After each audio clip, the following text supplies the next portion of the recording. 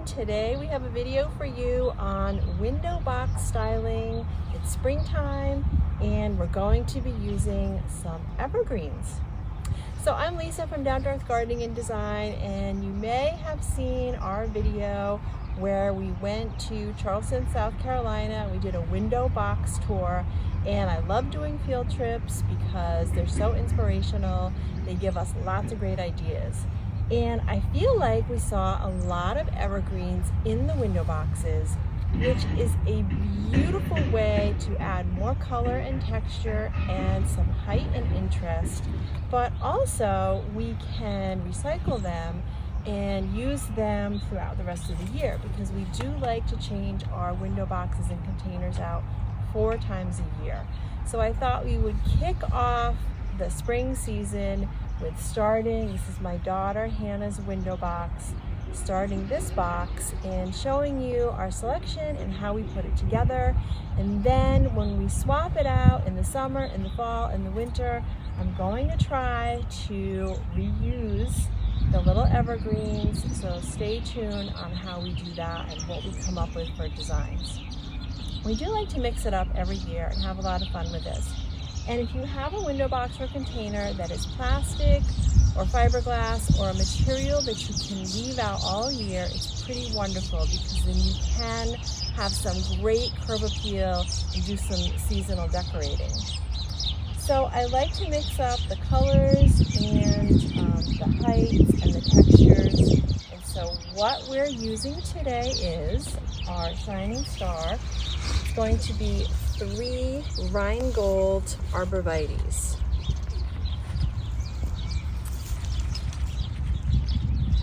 Now this is going to probably be the one time that I say don't worry about mature height and width, because the goal is to use them for 1 year. So we're going to remove them and hopefully we'll be able to recycle them and put them in the ground after. But we're not going to worry about it, because really we're using them for 1 year, so kind of as an annual. Grandkids are going by in a wagon.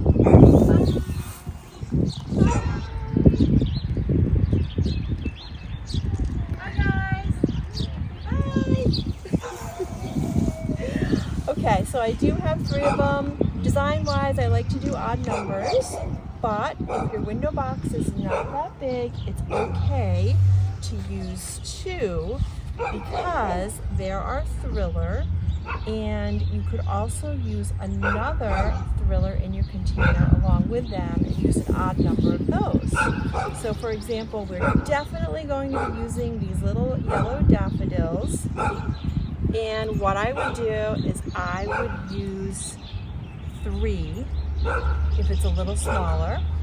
But what we're going to be using is 3 of the little arborvitaes and 2 daffodils.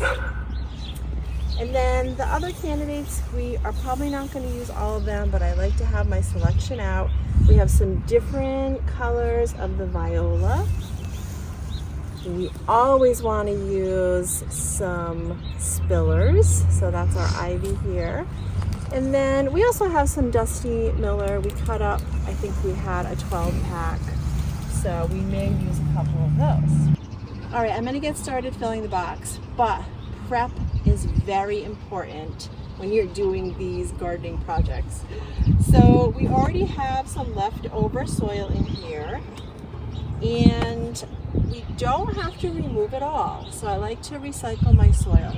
I will say that there are a couple reasons why I might remove it all and then swap it out for some fresh soil, and that is if it's really compact or there seems to be not very good drainage in the container. If the plants that were in here last year were sitting in water, so then you really do have to take it apart and start fresh. But there's an easy way to soup up your soil a little bit, because if you recycle it, it is going to need some added nutrients. So I'm going to remove a little bit of the top layer just to make room for some amendments, and also those bigger pots of the evergreens. And then what I like to do is I like to add some all-purpose slow-release fertilizer. So I will just sprinkle some on here. really don't need a lot. And if you're using potting soil that already has some fertilizer in it, then you will just be able to skip this step. So I'm just gonna shake a little bit on here, and it's gonna get mixed up when we're planting. Slow release is really great because it will feed it all through the year. You don't have to worry about it. All right, we're gonna start with the bigger plants.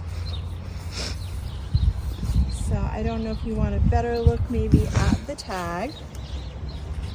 So we still need to think about how much sun our window box gets, and this gets a lot of afternoon sun.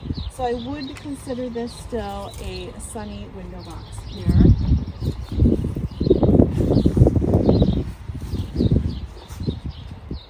Okay, I'm going to show you how we're going to solve this problem because they're a little bit root bound.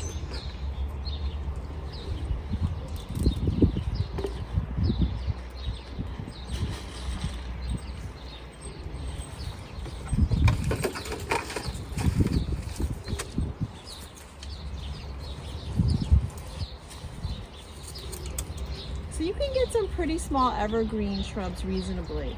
These here were just $15.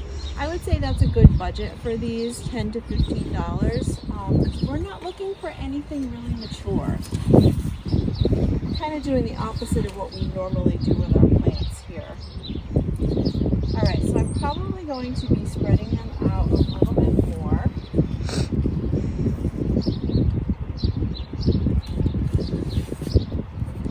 And my daughter's filming, so I also want to check in with her and make sure that she loves it before I plant. I do love it.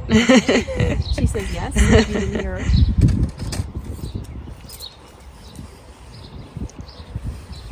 Okay, so I'm just going to grab my hori-hori knife, and what we're going to have to do is we're going to have to free these little roots here because this is pretty root bound. So I'm just making slices, and I'm really not cutting more than like a ½ inch here. Okay. And then I'm just going to carefully cut into the bottom a little bit.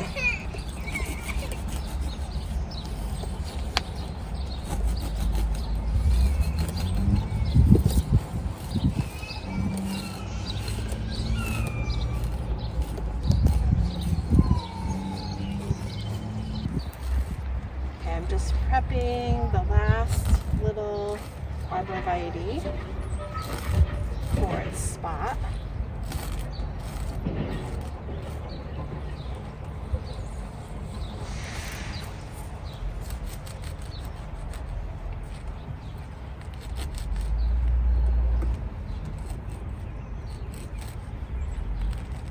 This is a magical tool, and I'm going to put this in the link in the description in case you're interested. And I say that because I use it all the time. It's a knife and it's a trowel, and look, it also has some measurements on it for planting depth, so that's pretty great.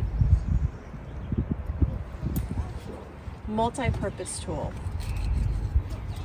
Okay, so I'm just shaving the bottom off, just some of the fibrous roots here,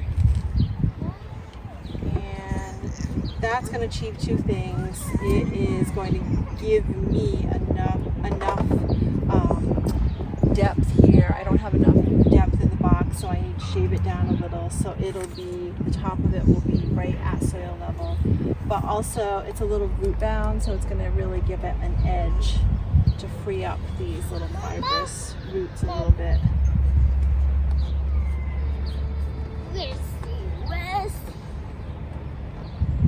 Hi, Gracie.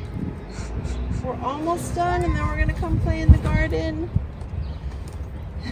Okay, so now what you want to do before we really settle this in is just spin it around and make sure you have the right side or the desirable side facing in the front, and that they are in the right position. So I'm just going to stand back and have a look so I can see too.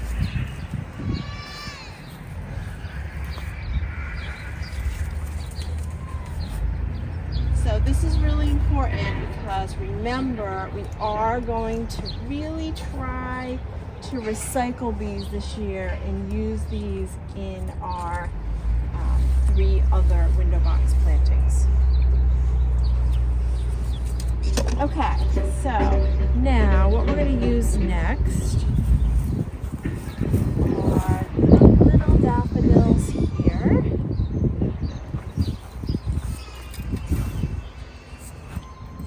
So this is an option here, and the Dusty Miller is going to get taller too, so here's another option.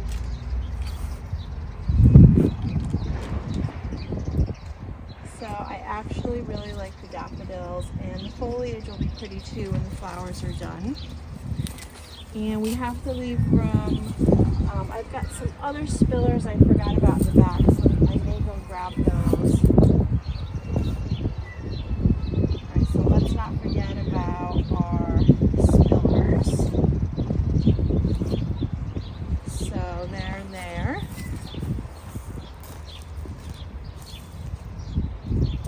Actually, I really love that. I think I'm going to go grab the other spillers. So the surprise appearance here that I almost forgot about, we had these in the backyard waiting to be planted. This is called Variegated Creeping Charlie. So this is going to be another really great spiller. But what I want to mention is I only use this plant in containers because it can get aggressive in your garden, and it will, it has a tendency to take over. So our options are, we can put them in front of the daffodils, or we can put them both on the ends. They're going to get nice and drapey here.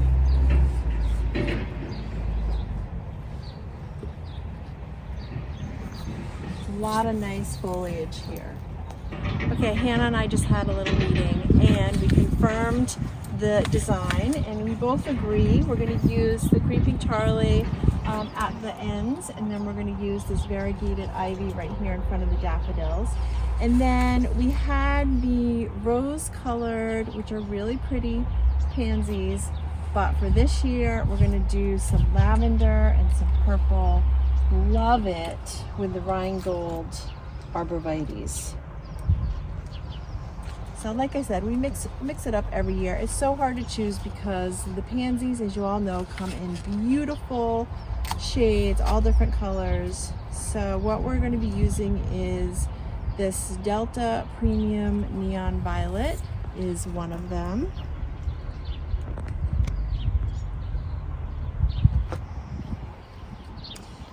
And what else do we have here? We have some jump ups that are penny denim.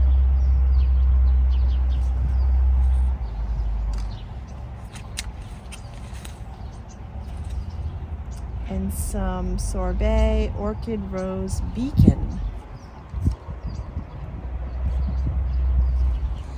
So hot tip for you all, we tend to lose our tags in our plantings because the kids do like to mess around with them, but keep them in a safe spot. Put them in a binder, an envelope, and just label where you planted them, because if you really love this window box, you may want to duplicate it again next year. Okay, so let's get these beauties settled in the box here.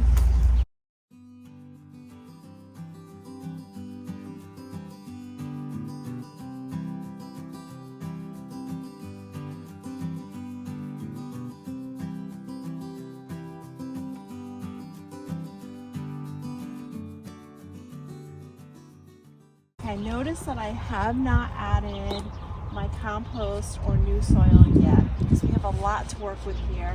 And there's also some really nice soil coming out of some of these little plants that I can just add to the window box and just recycle that as well.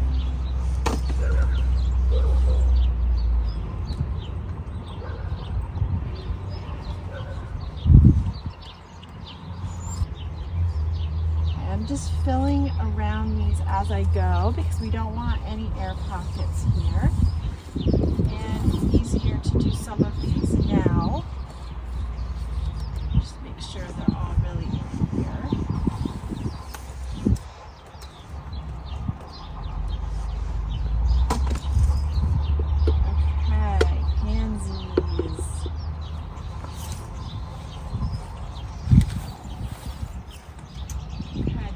game for me is to really fill this up. I like a really full window box to begin with. However, if you want to give all the plants a little bit of space, the ivies and even the pansies are really going to fill in. So don't worry if you don't have as many as you'd like. It is really going to fill in. Okay, so we have all the plants in the window box and we're just wrapping it up. So I'm going to show you how I finish this off, and then at the end of the video just talk a little bit about the materials that we use in case you're following along at home, and also a little bit of aftercare.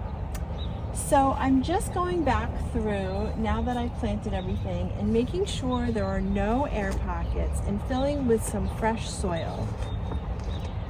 So I've just got a little pot here that I've recycled, and I'm just checking around every plant, paying special attention to the little evergreens, because we are going to try to keep these through the year.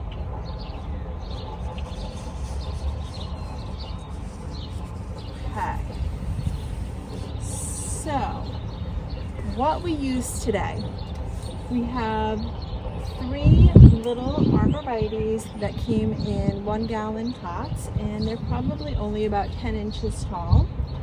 We have 2 of the daffodils, which were in about 2.5-inch containers, and those are pretty small there. And then we also have the 4 spillers, which we use the Creeping Charlie and some ivy, and those were in about 4 to 6-inch containers. They were mixed a little bit. And then we used 5 6-packs, so the little cell packs of the pansies. So it's really not much material. I feel like if you're on a budget, this is really doable. And like I said earlier, you don't have to use as many of the pansies as we did, but we like it really full right off the bat. So then we had our fertilizer. We had some new potting soil. You could also use compost or potting soil with fertilizer in it. And then for aftercare, I like to just go ahead and clean off my mess, because we did make quite a mess here, before I water, because then you're going to have a muddy mess. So we'll probably just get out a little dustpan or a broom, and we will sweep this back into the box or in the garden below. And then we want to make sure that we do a nice, good watering. Now remember, containers and window boxes dry out quicker than your garden will. So make sure that you check it. I know Hannah loves to come out and give all of her plants a lot of attention, so she will check these daily, but at the very least every other day. It is spring, we get a lot of rain, so if it rains, don't worry about it. Otherwise you will have to do a little bit of hand watering to keep it moist. So just don't let it dry out, because remember, these are our investment this year. And this is really what our video is about. This is a new addition for us. I find that it's pretty popular right now. It's trending, but it's a trend that I hope is going to stick around. So that's it for today. Thank you again for joining me. We love doing these videos for you. If you like this one, please go ahead and tap like and subscribe to our channel, because it's spring and we have lots more videos coming your way.